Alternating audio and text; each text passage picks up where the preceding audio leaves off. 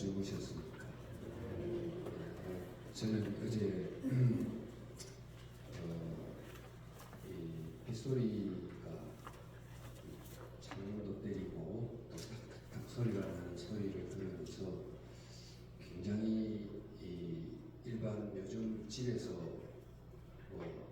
바깥에 비가 오는지 빗소리가 나서 빗소리를 별로 못 듣는데 굉장히 낭만적이다 생각을 하고 잤습니다.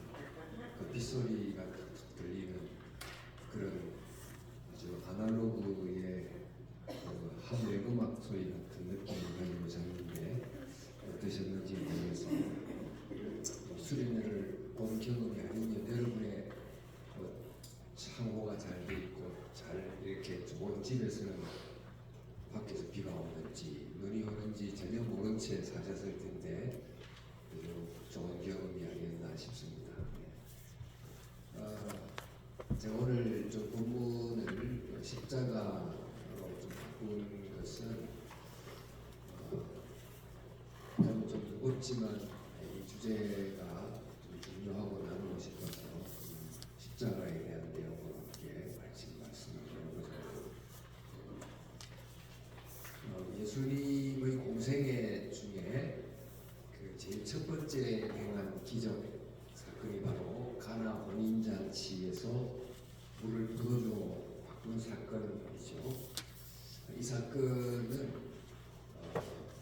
신랑과 신부가 만나는 기쁨이 사라진 그 위험에 처해 있는 가정 속에 주님이 찾아가셔서 그 신랑과 신부의 기쁨이라고 하는 인간과 인간의 만남의 가장 상징적인 사건을 회복시킨 그 내용을 예수님의 기적 그 첫 번째 사건으로 삼고 있습니다.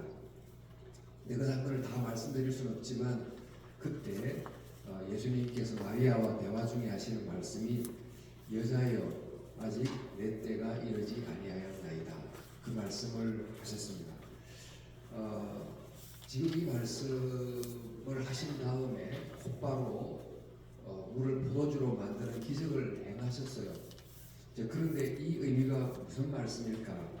이 말씀은 지금 눈앞에 그 물을 포도주로 바꾸는 기적을 행하셨지만 사실 이 기적을 통해서 예수님께서 앞으로 행하셔야 될 가장 큰 기적을 행할 때가 아직 이르지 않았다는 것을 보여줍니다. 그 기적은 하나님과 인간의 만남의 그 기쁨을 회복시킨 그 영적 포도주를 회복시킬 바로 그때가 아직 이르지 않았습니다 라고 하는 말씀이 되겠습니다. 그리고 이렇게 첫 번째 기적을 행한 다음에 예수님의 생애는 내 때가 아직 이르지 않았다고 말씀하신 다음에 바로 그 때를 향하여 계속 걸어가시는 그 여정이 예수님의 공생의 사역이라고 말할 수가 있겠습니다. 예수님의 생애를 사적 생애, 즉 요셉의 아들로서의 30년, 그리고 공적 생애, 하나님의 아들로서의 3년, 그리고 그 3년의 삶을 가장 압축한 3일, 이렇게 압축해서 볼 수 있습니다. 30년, 3년, 3일. 그 예수님의 생애는 바로 그 중심을 향해서 점점점 압축해 들어가는데 그 바로 중심이 바로 그때입니다.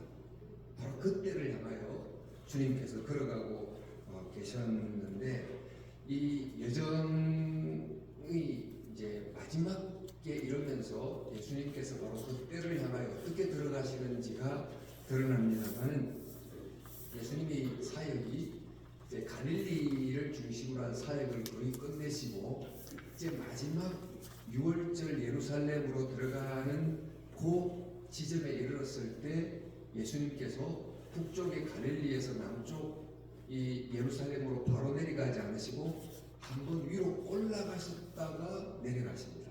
그 올라간 지점이 바로 가이사라 빌립보라는 지방입니다.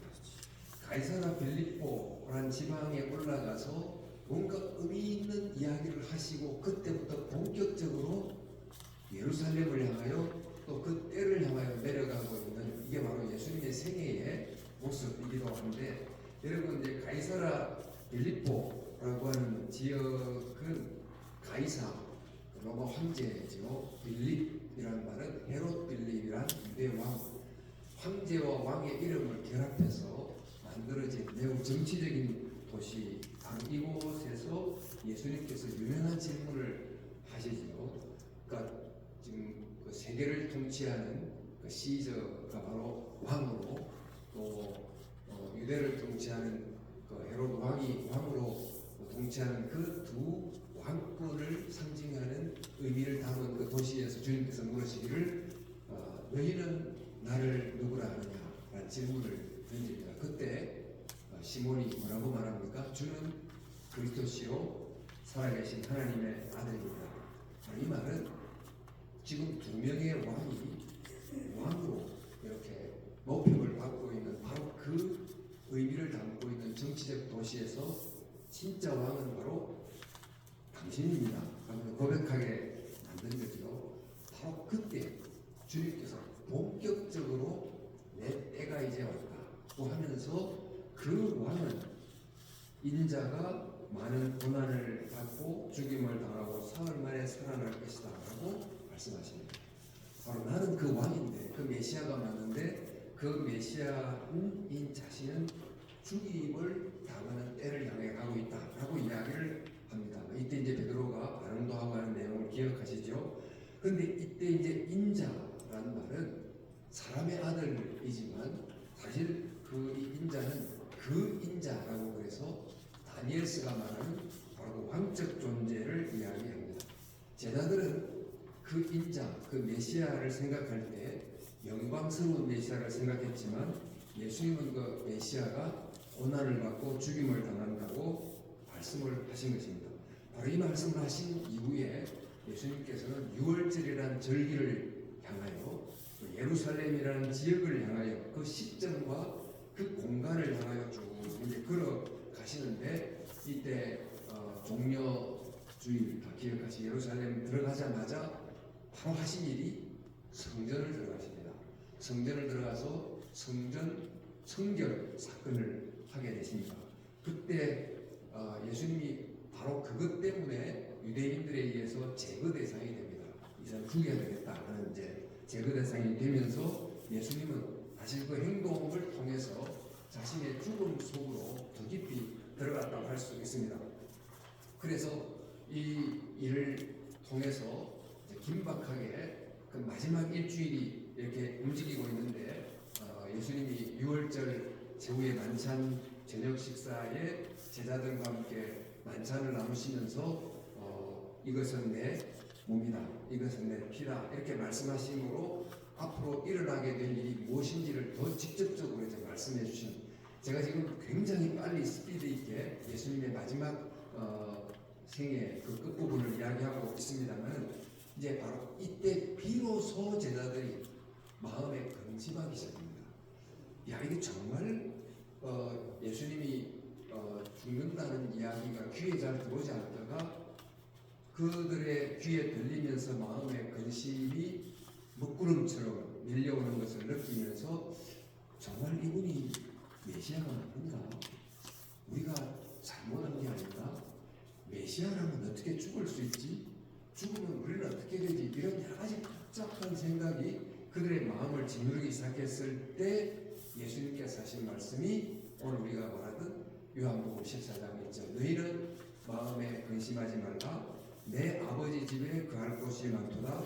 내가 너희를 위하여 거처를 예비하러 가노니, 이 말씀을 하셨습니다. 사실 이 말씀은 우리가 흔히 주로 장례식장 가면 이 말씀을 많이 인용해서 이제 보이는 아버지 집에 가셨습니다. 근심하지 마세요. 이런 내용으로 설교를 많이 하곤 합니다. 물론 이제 궁극적으로 우리 아버지 집에 우리가 가게 된다는 내용을 담고 있습니다만 이 앞뒤의 맥락을 살펴보면 이 14장 1절에서 6절의 말씀은 그런 의미가 아니고요. 지금 예수님께서 내 아버지 집에 거할 곳이 많도다. 내가 그 아버지 집을 준비하러 간다. 너희를 위해서 거처를 예비하러 간다. 이 의미가 무슨 의미가 하면 이 아버지의 집은 1차적으로 궁극적으로는 천천국이지만 1차적으로는 성전을 뜻합니다. 예수님께서 12살 때 부모가 아들을 잊어버렸을 때 부모님이 아들을 찾으니까 아들이 하는 말이 내가 내 아버지 집에 있어야 될 줄을 모르셨나이까 이렇게 말씀을 하시죠. 성전에 들어가서 성전 청결 사건을 하고 하시는 말씀이 내 아버지의 집을 강도의 구열로 만들었다 이렇게 말씀을 하시면서 성전을 아버지의 집이라고 지칭하셨습니다. 근데 성전에는 여기도 보니까 여기 방들이 많습니다만 성전에는 제사장들이 성전의 직무를 감당하기 위한 여러 거처 이런 오피스들이 많았어요. 많은데 그 오피스들의 제사장이 각각 직무를 따라서 일을 행하면서 뭘 했습니까? 아버지의 집을 강도의 후련으로 만들었어요. 바로 이런 것을 보면서 예수님이 너무너무 안타깝게 생각하시고 내가 바로 이 성전을 정말 참 성전으로 만들겠다 하시면서 내가 사흘 만에 내 성전을 다시 아버지의 집을 짓겠다 이렇게 말씀을 하지 않으셨습니까? 그래서 예수님은 지금 바로 그 때를 향하여 계속하고 계시는데 그 때, 즉 아버지의 집을 온전히 회복할 그 때를 향하여 지금 가고 계시는데 그 때가 오면 어떻게 되는가? 제자들이 거처를 얻게 된다는 것입니다. 즉 제자들이 새로워진 아버지의 집 성전에서 그들이 일할 직무를 얻게 되고 또 아버지의 집을 세워가게 된 것. 그래서 오순절 성령이 임한 다음에 초대교회라고 하는 새로운 형태의 성전이 생기게 되고 그 성전에서 12사도가 각각 자기 거처, 즉 자기의 오피스, 직무를 갖고 정말 열심히 일함으로 아버지의 집을 세워가게 된 이게 바로 우리가 알고 있는 성경의 또 교회 역사이기도 합니다. 자, 이럴 때 예수님의 죽음이 모든 것을 무너뜨리는 끝이라고 생각할 때 예수님은 그러지 않고 내가 곧 이 죽음을 향해 가는데 이 죽음은 오히려 새로운 거처를 만드는 즉 하나님의 참 성전을 만들고 너희들이 일하는 새로운 거처를 만드는 출발이 된다라고 하면서 위로해 주시고 또 그들의 근심을 이기게 해주십니다. 그리고는 이제 하는 말이 내가 곧 길이요 진리요 생명이니 나로 말미암지 않고는 아버지께로 갈 자가 없느니라. 우리가 어제도 이제 이 말씀을 좀 브로드하게 적용을 해서 우리의 삶의 길 이렇게 나눴습니다만 지금 이 말씀은 예수님께서 좀 추상적인 경언을 말씀하시는 게 아니고 예수님께서 지금 길을 가고 계세요. 예수님께서 길을 가시는 길은 바로 십자가의 길인데 이 십자가의 길이 곧 진리와 생명에 이르는 길이라는 것입니다. 이 진리라는 게 무슨 말이냐면 우리 진리를 좀 헬라적 의미로 말하면 좀 철학적 진리, 과학적 진리 이렇게 말할 수 있지만 이 성경이 말하는 진리라는 것은 우리 요즘 아멘 하잖아요. 그러니까 아버지의 말씀이 맞습니다라고 하는 그런 의미의 진리예요. 즉 하나님은 약속을 지키는 신실하신 분입니다. 즉 내가 가는 이 죽음을 향하는 이 길은 아버지께서 우리를 구원하신다는 약속을 지키시는 그 신실함을 보여주는 길이라는 것입니다. 내가 이 길을 가야만 여호와께서 이 세상을 구원하겠다는 그 거대하고 위대한 우주적 약속을 반드시 지키신다는 분임을 보여주는 길이다. 그리고 하나님의 진리, 하나님의 신실하심을 보여주는 길이다 라는 뜻이 됩니다. 그리고 그 결과 우리가 정말 생명을 얻는 구원을 얻는 길이다. 내가 그래서 이 길을 가기로 가고 있다. 즉 요한복음 1장에 가나 혼인잔치에서 바로 이 때를 위하여 내가 왔다. 그러나 아직 내 이때가 이르지 않았다고 그랬는데 바로 이제 바로 그때가 거의 왔고 그 때를 향하여 내가 지금 가고 있다. 이 말씀을 지금 하고 있는 것입니다. 자, 그래서 이 성경을 읽을 때 우리가 이제 던져야 될 질문은 정말 예수님께서는 십자가의 길이 하나님의 신실하심을 드러내고 또 우리가 생명을 얻는 유일한 길이다 이렇게 말씀을 하셨는데 그러면 예수님이 그 공생애 동안에 많이 가르치시고 또 전파하시고 병자를 고치시고 너무나 귀한 일을 하셨습니다만 더 오래 사시면서 더 많이 가르치시고 또 더 많은 병자를 고치시고 이렇게 함으로 구원을 가져올 수도 있었을 텐데 왜 하필 예수님께서는 이렇게 십자가의 길을 가야만 아버지의 신실하심을 드러내고 또 우리가 원을 넣는 그 길을 온전히 이룰 수 있다고 말씀하신 것인가. 예수님은 지금까지도 너무 귀한 사역을 가르치시고 전파하시고 치유하시는 사역을 하셨음에도 불구하고 그것도 충분치 못하신지 왜 십자가의 길을 가야 되는지 이 이유를 우리가 알아야 된다는 것입니다. 예수님이 지금 3년 동안 공생애 동안 이런 귀한 사역을 했는데 마지막 그 3일이라고 하는 그동안에 특별히 그 3일 동안 일어나는 십자가 안에서 무슨 일이 일어났기 때문에 이 길은 가지 않으면 안 되는 길이다. 이 길을 가야만 아버지의 신실하심이 드러나고 우리가 사는 그 일이 일어나는가. 이것을 알아야 십자가를 제대로 깨닫게 된다고 할 수 있습니다. 그 이유는 인간이 여러 문제들 가운데 어떤 것은 가르침을 통해서 깨우침을 받을 수도 있고 어떤 것은 예수님의 치유를 통해서 마음을 얻을 수가 있고 어떤 것은 삶의 필요를 채움으로 우리가 회복될 수 있지만 인간에게는 근본적으로 그런 것을 통해서 해결할 수 없는 근원적인 두 가지 문제가 있기 때문입니다. 그 근원적인 두 가지 문제, 그것 첫 번째가 바로 죄의 문제고 두 번째는 우리를 죄의 포로로 삼게 한 원수 사탄의 문제입니다. 이 죄의 문제와 원수 사탄의 문제 이 두 가지는 그저 우리에게 진리를 가르치시고 병자를 치유하시고 이런 사역으로는 결코 해결할 수 없는 가장 근원적인 문제이기 때문에 이 문제를 해결할 수 있는 마지막 사역을 향하여 주님께서 지금 가고 계신데 그 마지막 사역이 바로 십자가입니다. 십자가의 의미를 그런 의미에서 깨달아야 하는데 그래서 십자가만이 줄 수 있는 이 두 가지 근원적인 인간이 처한 문제에 대한 답을 어떻게 주는가 이것을 이제 깨달으면 우리가 정말 십자가를 생각하고 더욱 의지하고 붙들어야 된다는 것을 깨달게 될 수 있습니다. 자, 왜 십자가의 길을 가야만 되는가? 그 첫 번째 답은 예수님께서 십자가에 죄인으로서 높이 달리심으로 우리가 갖고 있는 죄의 문제를 해결할 수 있기 때문입니다. 자, 이걸 제가 이제 충분히 풀어가겠습니다. 예수님께서 십자가에 달리심으로 우리의 죄의 문제를 해결할 수 있기 때문입니다.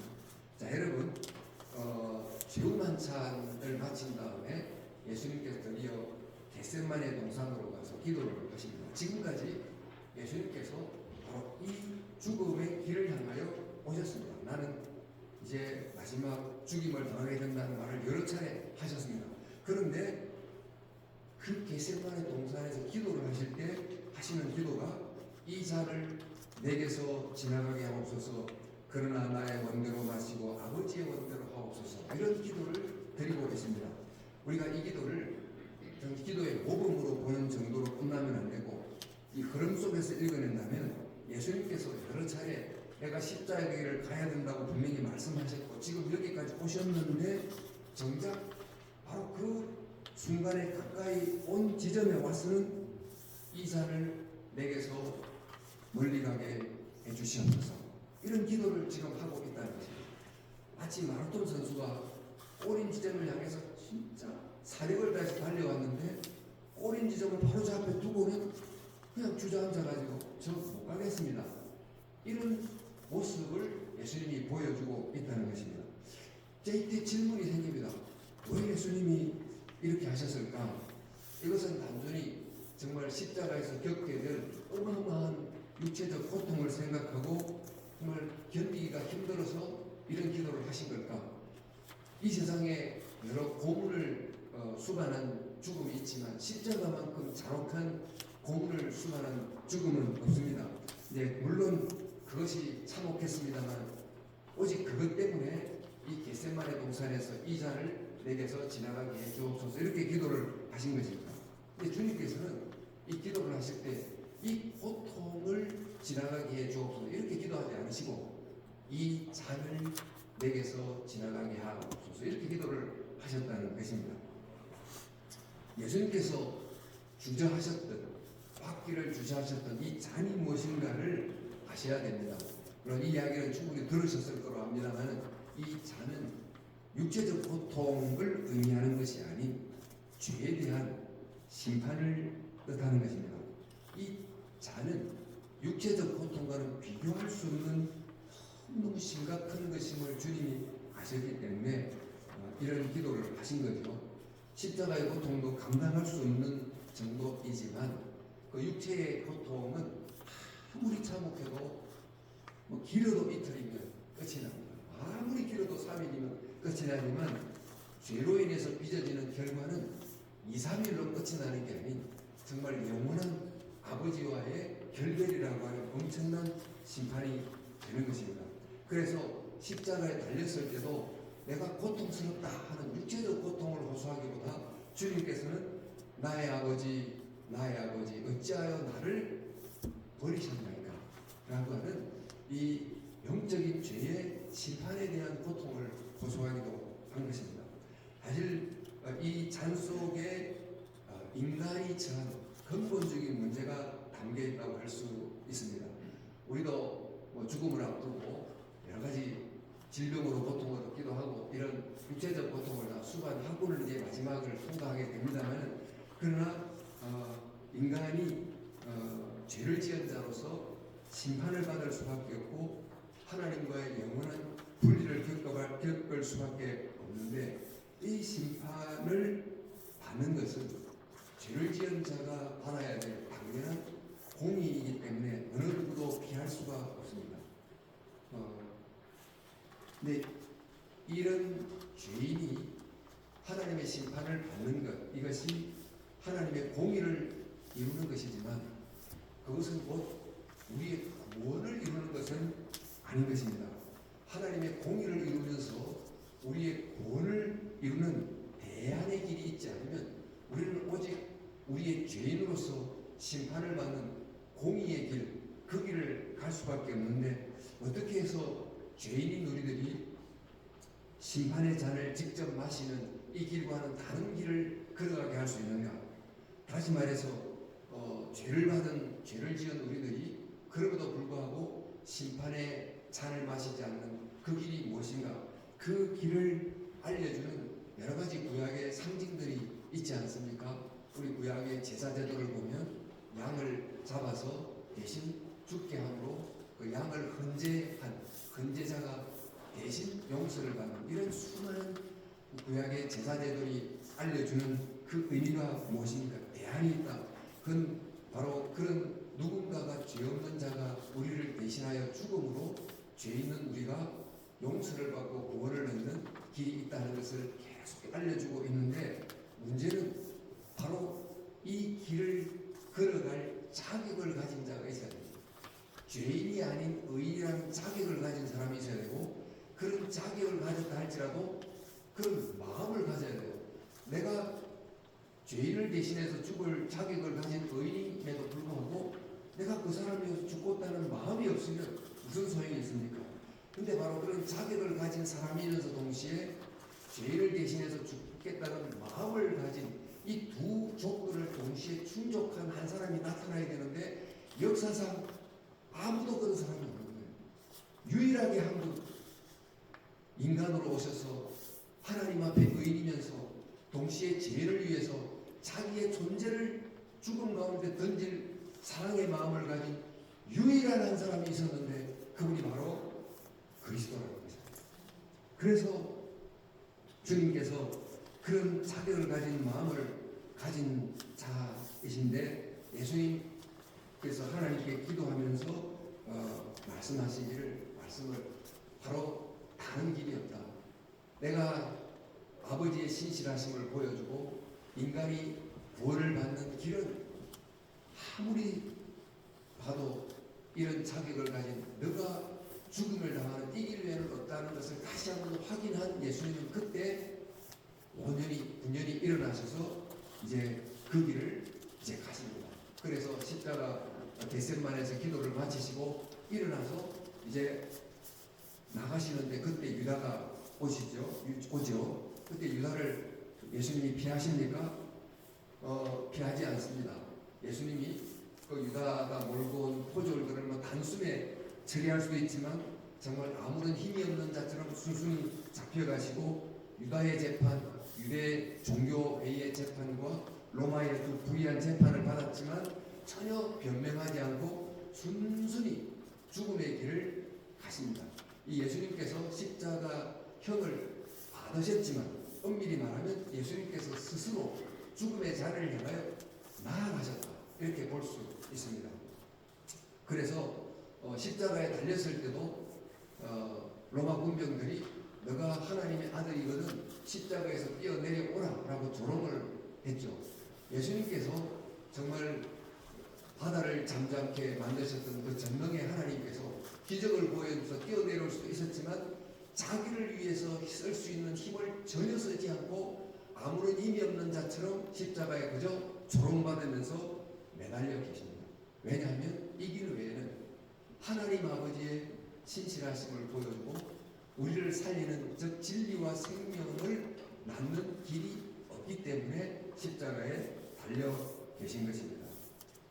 성경은 바로 이렇게 함으로 하나님의 신실하심과 우리의 생명을 이루었다고 하는 이 위대한 진리를 여러 방면으로 지나고 보니까 보여줬다는 것을 깨닫게 되는데, 우리 출애굽의 마지막 밤, 특별히 그 절기가 6월절이었습니다마는 어린 양을 죽여서 그 피를 문설주에 발랐더니 죽음이 지나갔다, 6월 패스오버 했다고 하는 이 역사적 사건을 통해서, 또 당시 노예가 굉장히 많았습니다만 노예시장에서 누군가를 속전으로 주고 노예를 해방시키는, 바로 노예가 자유를 얻는 그런 여러 현실적 모습을 통해서, 또 성전에서 수없이 드렸던 죄인이 양을 이끌고 가서 양을 대신 자동으로 용서를 받게 되는 이런 여러 가지 그림들이 보니까 우주 속에 바로 이 한 사건을 보여주려고 하는 손가락이었다 하는 것을 깨닫게 되는 것입니다.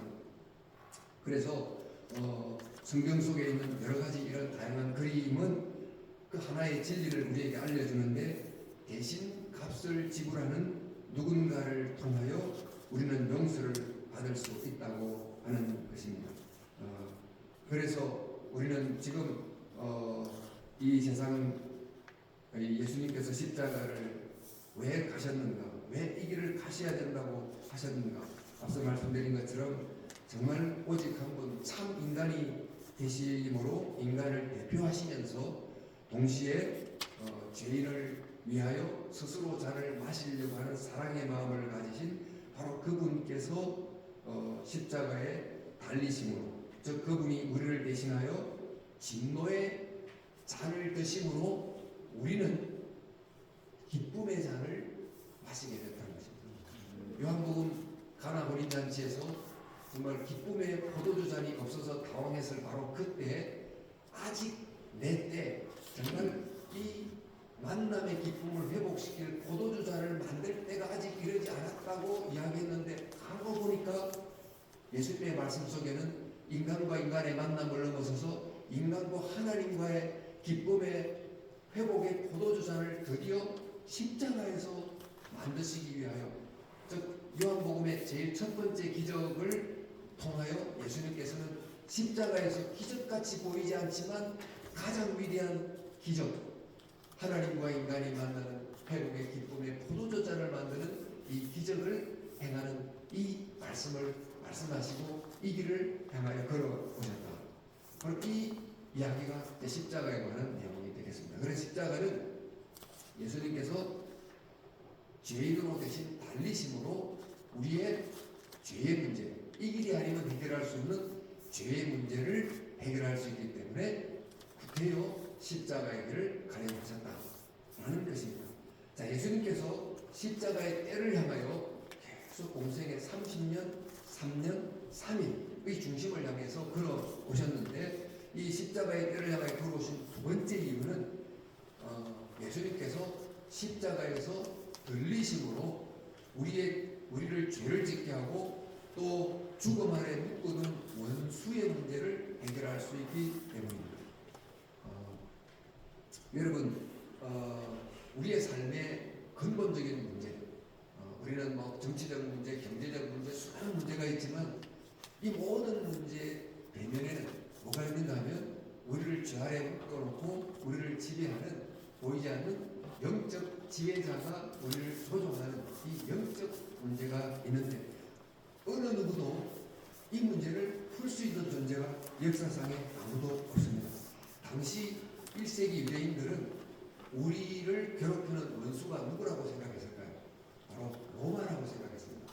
이 로마라고 하는 원수만 제거하고 우리는 원수를 제거하고 문제를 해결할 수 있다고 생각했습니다. 그러나 정말 그 문제를 만드는 궁극적 원수가 로마입니까? 로마가 표면적으로는 원수이지만 그러나 서로를 미워하게 하고 전쟁하게 하고 싸우게 하는, 그래서 끝내 죽음으로 몰아가게 하는 그 근본적인 보이지 않는 악이 있어요. 그 보이지 않는 얼굴이 없는 악, 바로 그게 바로 악한 자, 사단, 원수, 마귀인 것입니다. 바로 이 원수는 우리의 이성을 통해서나 철학을 통해서도 정체조차 알 수가 없습니다. 그게 있는지조차도 알지 못합니다.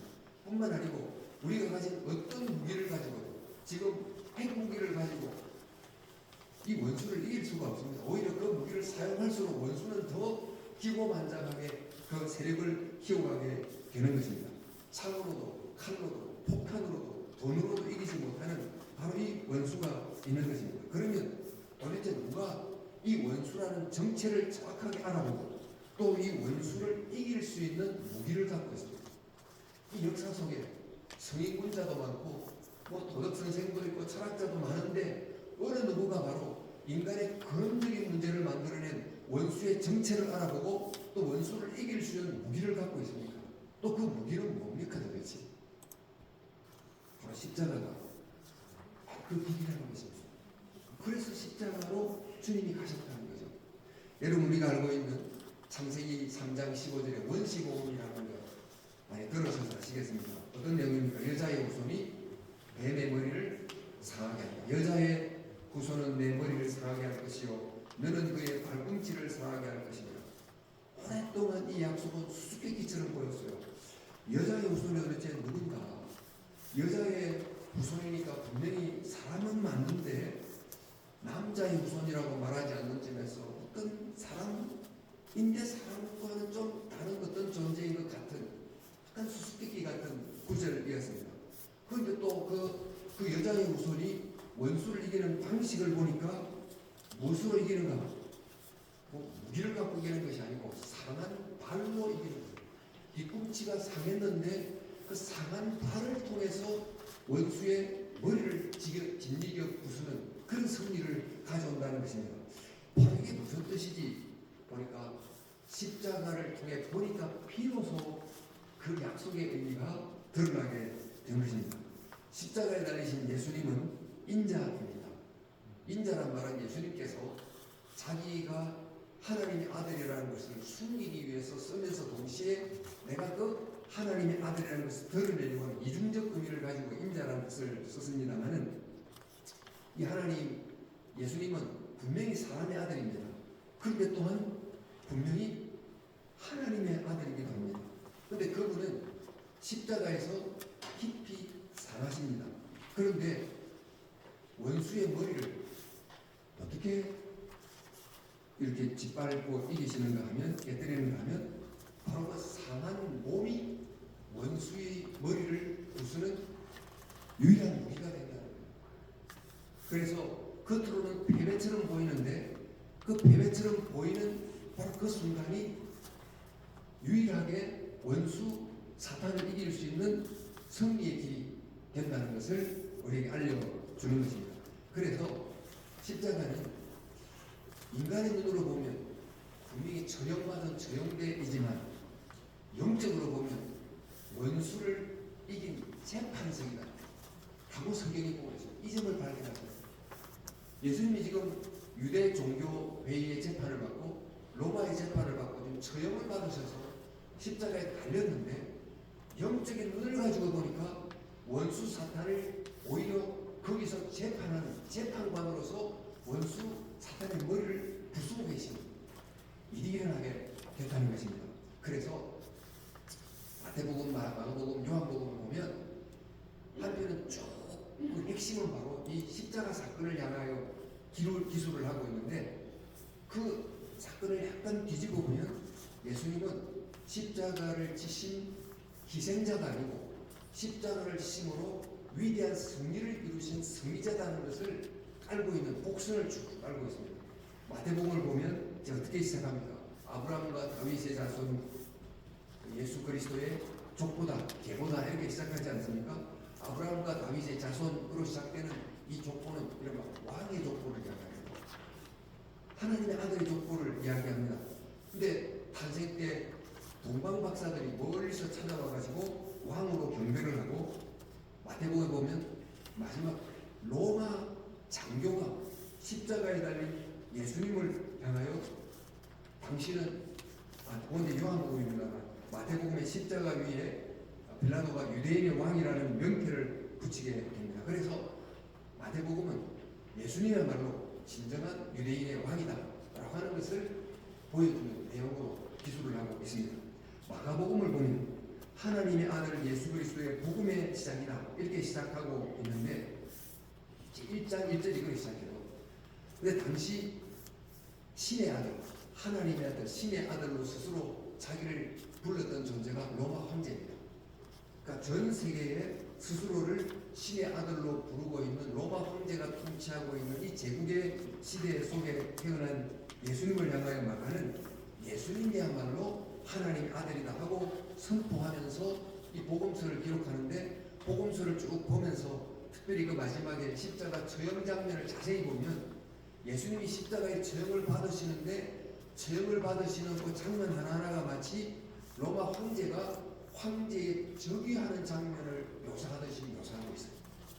예를 들면 황제가 행렬을 할 때 쭉 나오듯이 예수님께서 황제가 이제 자주색 옷을 입고 쭉 나오듯이 예수님이 자주색 옷을 입고 쭉 나오시고, 그 다음에 황제가 월계관을 쓰듯이 예수님은 가시관을 쓰고 계시고, 또 황제의 도시에서 황제가 막 브레이드를 하듯이 예수님께서 십자가를 지시고 도시를 쭉 통과하고 계시고, 황제가 즉위할 때 황제를 향하여 신의 아들입니다 하고 이제 선언을 하는데, 로마 백부장이 이 사람은 진실로 하나님의 아들이었습니다 하고 고백하고, 이런 내용을 쭉 보면 마가가 정말 진짜 왕은 십자가에 지금 죽으러 가는 죄수를 기록하면서 이 예수님은 황제의 이 보좌에 지금 즉위식을 하고 올라가는 것처럼 묘사를 하고 있다는 것입니다.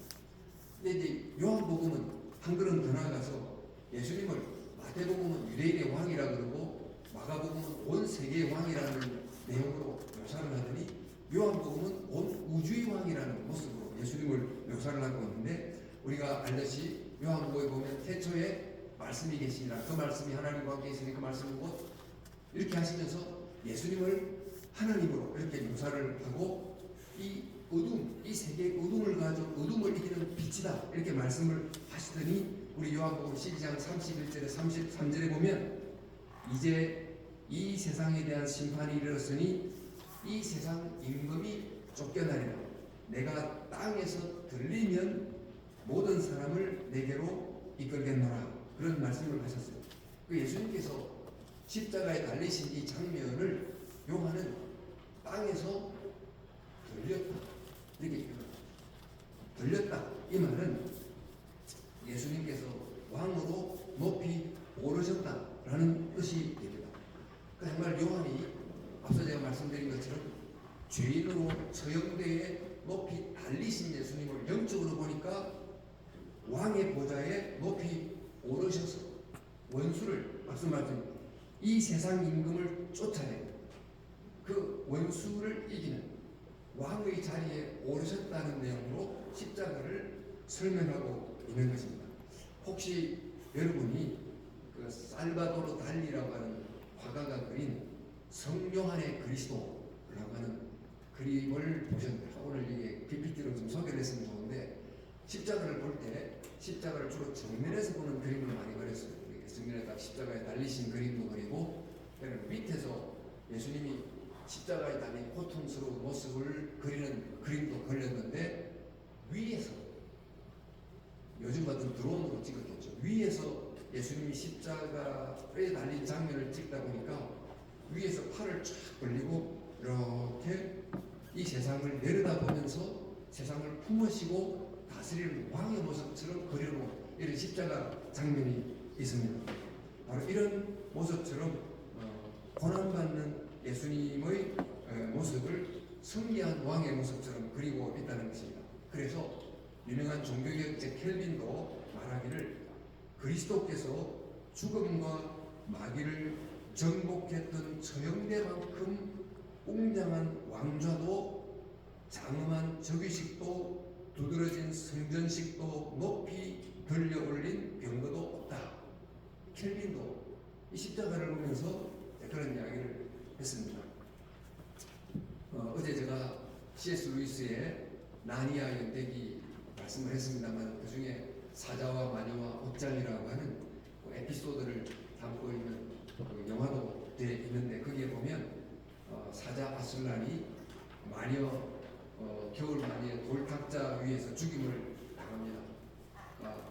겨울 마녀가 그 겨울 마녀의 예리한 칼을 가지고 사자의 심장을 팍 찔러가지고 사자가 죽었는데 그래서 마녀는 승리했다라고 외치는데 바로 그 죽음 때문에 에드먼드라는 그 아이의 죄가 용서를 받고 그 마녀의 재주가 깨뜨려지고 나니아에 비로소 봄이 온다 이런 이야기 패배처럼 보이는 그 죽음이 다 죽어보니까 겨울 마녀를 이기는 유일한 길이었다. 십자가의 죽음이 그 어떤 인간도 정체도 알지 못하고 그를 이길 수 있는 어떤 무기도 갖고 있지 못한 인간 앞에 십자가를 통해서 원수의 핵심을 간파하고 원수를 이기는 결정적 승리를 가져오셨다. 그래서 주님께서 왜 그냥 부처님처럼 더 많이 가르치시고 더 착한 일을 하시고 더 좋은 일을 하시고 이렇게 하시면서 일생을 구원의 일을 위해서 하실 수도 있었겠지만 유독 예수님께서는 바로 이 3일에 있을 십자가라는 엄청난 이 고통의 길을 헤어 가시려고 합니다. 예수님께서는 바로 왜 이때를 말씀하시면서 이때를 향하여 가셨는가? 그 이유는 바로 인간이 처하고 있는 근원적인 문제, 첫 번째는 죄의 문제라는 것, 두 번째는 원수를 이긴다는 이 두 문제를 이기지 않으면 해결할 수 없기 때문입니다. 따라서 예수님께서는 십자가의 죄인으로 달리심으로 죄의 문제를 해결하시고 십자가의 들리심으로 원수 사탄의 문제를 십자가에서 해결하셨다. 이걸 보니까 드디어 오래전부터 구약 성경에서 말씀하신 이 메시아에 관한 예언이 비로소 예수님에게서 쫙 결합이 되는 것입니다. 좀 이제 어려운 성경 공부 같은 설교가 됐습니다만 우리가 잘 아는 이사야 53장에 보면 그가 찔림은 우리의 허물을 위함이요 그가 상함은 우리의 죄악 때문이라고 고난주간 할 때마다 많이 인용하는 구절입니다. 고난받는 메시아의 모습을 그리고 있습니다. 메시아는 고난을 받는다. 근데 사실 유대인들은 이 내용을 별로 받아들이지 않았습니다만 구약 성경은 분명히 우리를 구원하는 고난받는 메시아의 모습을 묘사하고 있습니다. 그런가 하면 동시에 다니엘서 7장을 보면 인자 같은 이가 하늘 구름을 타고 와서 옛적부터 항상 계신 이에게 나와 그의 앞으로 인도되매 그에게 권세와 영광과 나라를 주고 인자 같은 이 바로 이 메시아가 승리를 가져오시는 이 왕의 모습을 한 메시아를 또 묘사하고 있습니다. 그 성경은 메시아 보는데 메시아의 모습이 두 가지, 하나는 고난받는 종이기도 하고 승리하는 왕이기도 한 두 모습을 동시에 그리고 있는데 두 모습이 모순이 돼요. 어떻게 왕이 비참하게 고난을 받을 수 있습니까? 또 어떻게 고난받는 종이 정말 세계를 승리하는 하나님께 박제는 왕이 될 수 있습니까? 그래서 이 둘을 하나로 종합하지 못하고 유대인들은 주로 영광받는 왕의 모습으로의 메시아를 생각을 했는데 이 두 모습이 되는 메시아를 향한 이 예언이 드디어 십자가에 매달린 예수님을 통해서 하나로 결합된다는 것이 드러나게 된 것입니다. 고난받는 종이면서 승리하는 왕이신 메시아가 어떤 분인가 봤더니 바로 십자가에 죽으시고 부활하신 바로 이분을 통해서 구약 성경이 말씀하신 그 메시아의 예언이 비로소 이루어지는구나 하는 것을 깨닫게 됐습니다. 그래서 천국에 가서 이른바 이 죄의 문제와 원수의 문제를 해결한 다음 천국에 간 천국의 백성들이 영원히 부르는 노래가 있습니다. 그 노래가 어떤 노래입니까? 그 노래는 바로 큰 음성으로 이르되 죽임을 당하신 어린 양은 능력과 부와 지혜와 힘과 존귀와 영광과 찬송을 받기에 합당하시도다 라는 찬송을 합니다. 긴 역사를 통해 그 역사 속에 인간이 죄를 짓고 실패하고 정말 영원한 영벌에 빠질 수 있는 인간이 구원을 받은 다음에 우리로 하여금 이런 영광스러운 하나님의 나라에 오게 했던 그 결정적인 사건이 뭐냐? 그 이 결정적 구원을 이루고 그분이 누군가 하고 찬송을 하는데 바로 그 찬송의 내용이 죽임당한 어린 양, 죽임당한 어린 양이 우리에게 구원을 가진 사자, 라이언이죠. 램 앤 라이언, 죽임당한 어린 양이 곧 하나님의 위대한 왕이셨다라고 하는 찬송을 영원토록 부르게 되는 것입니다. 여러분, 모세의 출애굽이 없었다면 구약 백성의 역사가 어떻게 됐겠습니까? 이순신의 명량대첩이 없었으면 지금 우리 조선이 어떻게 됐을까요? 그래서 바로 이분이 없었으면, 이분의 그때가 없었으면 우리의 오늘이 없다. 그래서 광화문 중심에 두 분의 동상을 세워놨잖아요. 이순신 동상, 세종대왕 동상을 세워놨잖아요. 그 역사적인 결정적 사건을 기념해서 이 사건이 없었으면 오늘의 우리가 없다 이렇게 기념하는 것처럼 정말 예수님의 십자가가 없었다면 오늘의 구원받은 우리는 없다. 천국에 가서도 아무리 생각해도 인류가 뭐를 개발하고 발전하고 그것 때문에 우리가 천국에 온 게 아니고 바로 예수님이 십자가를 신 이 결정적인 우주적 사건 때문에 비록 우리가 구원을 받고 천국에 왔다. 그래서 되돌이켜 보니까 영원히 찬송하게 될 영원한 사건, 영원한 분, 그분은 바로 십자가요 죽임당한 어린 양, 또 승리하신 사자 같은 예수를 길이길이 찬양하는 것입니다. 그래서 우리는 어떻게 해야 되는가? 십자가를 늘 기억해야 된다는 것입니다.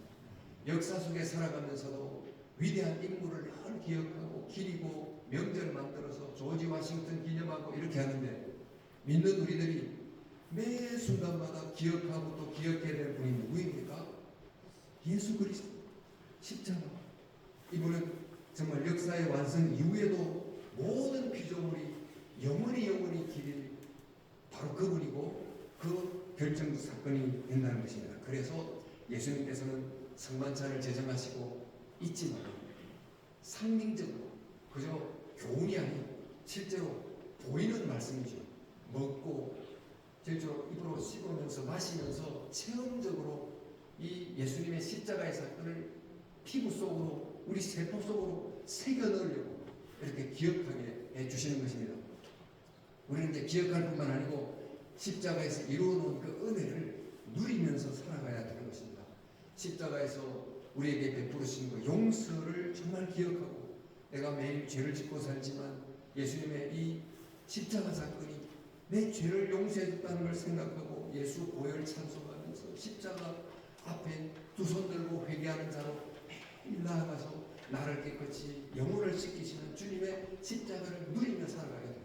뿐만 아니고 내 마음을 짓누르고 때로는 정말 죄책감으로 몰아넣고 두려움으로 몰아넣고 염려로 몰아넣는 수많은 이 문제 속으로 나를 몰아가는 이 원수 사탄을 향하여 내가 무슨 힘으로 이길 수 있습니까? 오직 십자가 승리하신 예수의 이름을 의지해서 예수의 이름을 향하여 명하노니 나에게 근심을 주고 두려움을 주고 불안을 주는 영적 마귀 사탄은 물러갈지어다 하고 선포하고 십자가를 적용하며 살아야 되는 거죠. 누리면서 살아가야 된다는 것입니다. 그리고 마지막으로는 십자가를 전하면서 살아가요. 그래서 승만찬을 제정하실 때 주님께서 하신 마지막 말씀이 너희가 이 떡을 먹으며 이 잔을 마실 때마다 주의 죽으심을, 이 주의 죽으심을 그가 오실 때까지 전하는 것입니다. 이 십자가의 역사를 통해서만 죄의 문제와 원수의 문제를 해결했다는 이 위대한 구원의 사건을 전하라고 알려주고 있습니다. 여러분, 오늘 십자가에 관한 내용, 왜 예수님께서 바로 십자가는 때를 향하여 가셨고 십자가는 이 사건을 향하여 가셨는가, 왜 십자가는 이렇게 중요한가 하는 것을 살펴보게 됐습니다만, 나올 십자가를 상징처럼 교회에 붙여놓고 보고 하는데, 볼 때마다 십자가가 아니면 내 죄의 문제를 해결할 수 있는, 십자가가 아니면 이 원수 사탄의 문제를 해결할 수 있는 길이 없기 때문에, 그리하여 십자가를 통해서 하나님의 진리, 즉 하나님이 얼마나 신실하시고 구원을 베푸겠다는 하나님의 그 약속을 기어코라도 자신의 독생자를 희생시키면서까지 이루신 하나님은 너무너무 페이스풀, 신실하신 분이다. 또 하나님은 정말 우리를 구원하시는, 우리에게 생명을 주시는 분이시다. 할렐루야. 이런 찬송을 십자가를 볼 때마다 드리면서 십자가의 은혜를 누리고 십자가의 감격을 회복하며 살아가는 성도 여러분 될 수 있기를 주님의 이름으로 축원합니다. 하나님 아버지, 정말 우리의 신앙의 중심에 십자가가 있습니다. 이 십자가를 온전히 깨닫고 또 십자가를 붙들고 십자가를 적용하고 십자가를 전하며 살아가는 저희들이 되게 주시옵소서.